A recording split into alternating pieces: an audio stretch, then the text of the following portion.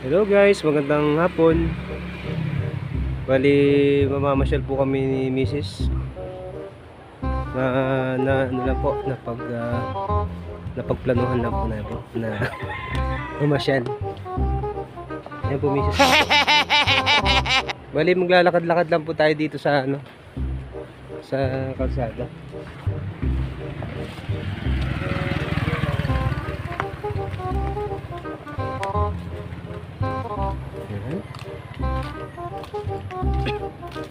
Ayun guys, bali matagal na nga tayo hindi nakapag-vlog.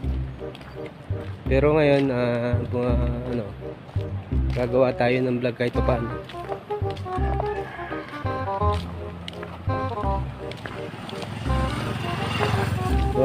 Ano nga guys, meron akong surprise sa inyo kasi medyo mabawi ako sa misis ko at sa dalawang anak. Kasi surprise yun guys, hindi ko naman sasabihin sa inyo. Enjoy na lang muna natin yung paglalakad. Mamaya ako na lang sasabihin sa inyo guys. Bali guys, nandito kami sa Nauhan Oriental Mindoro. Ayan. Ayan guys.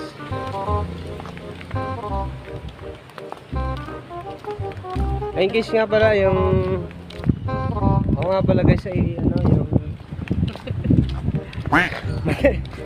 yung dati ko pong content, tinigil ko na po yun.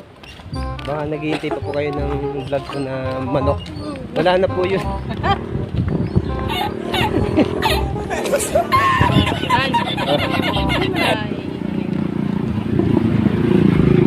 Bali po guys,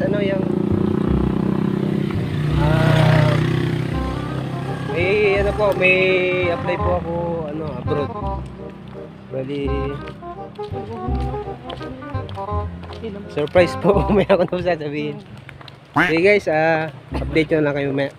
Ayun na nga guys, andito na nga tayo sa sa pupuntahan natin. Ayan.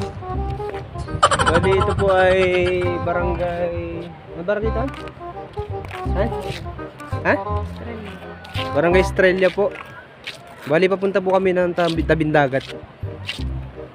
Ayun na nga guys, bali sasabihin ko nga sa inyo bali yung dati ko pong content ay tinigil ko na kasi nga po lumipat po kami ng bahay. Kaya po yun, itigil ko na yung pag-aalaga ng manok.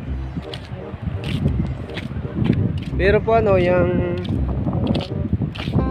may bago naman po ako inaasahan. Siya nga pala guys, nag-resign na rin ako sa trabaho ko kasi meron po akong magandang opportunity na parating. Oh my God!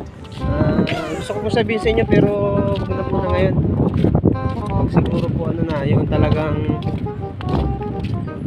ay katotohanan na.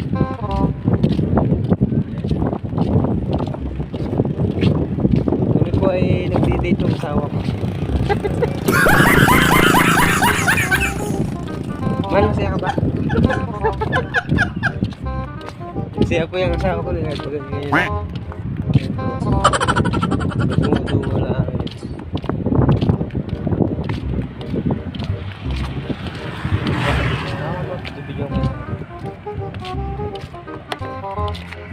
Ayun guys, bali may apply tayo abroad.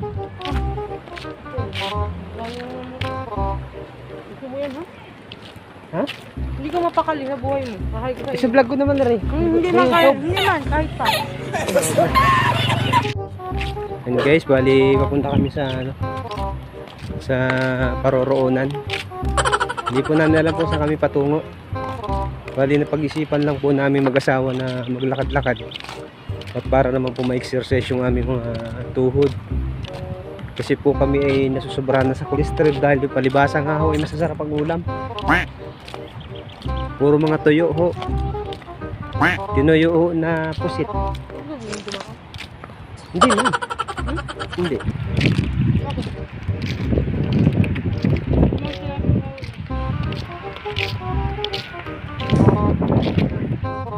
Ayun po, bali po Tamang exercise lang po kami ni Mrs. Dahil po masyado na kami nai-stuck sa bahay. Hindi naman nai-stuck, busy lang po sa mga kanya-kanyang trabaho. Isipan po namin mag-exercise. Nag-exercise po pala. Tuwing umaga naman po nag-exercise kami. Yan lang. Yan, umuulan naman po.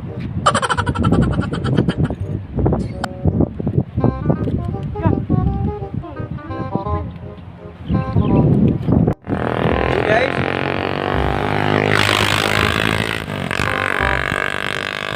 nandito po tayo ngayon sa Switzerland. Ano po? Kakarating lang po natin dito. Bali po nangarap din po tayo na mga ibang bansa. Yun naman po pinalad po tayo. Bali ayan nga po. Yan pong klase ng lugar dito sa Switzerland. Switzerland pero ang baba ng Yan po. Yung size po ng baka dito medyo malalaki ho talaga. Hindi katulad sa atin. Ayan. Napakalawak po ng lupain. May nakatae pa po doon. So, ayan. Sa Switzerland ho, wala hong mga motor-motor kaya ho yun, may dumano. Ayan. Sa mga kapwa ko po mga Pinoy dyan na nangangarap na pumunta dito sa Switzerland, marami po dyan mga